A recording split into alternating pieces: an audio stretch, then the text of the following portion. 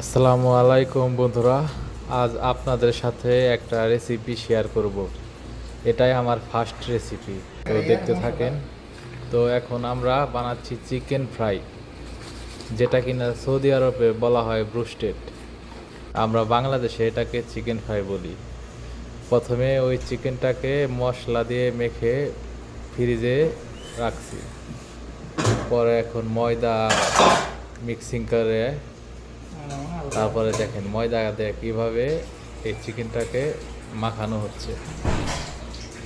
তো দেখতে থাকেন, এটা ফার্স্ট টাইম, আজ ফার্স্ট একটা রেসিপির ভিডিও।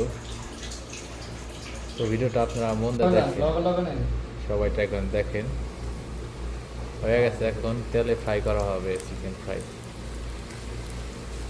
তো ভিডিওটা আপনারা দেখতে থাকেন মন দিয়ে।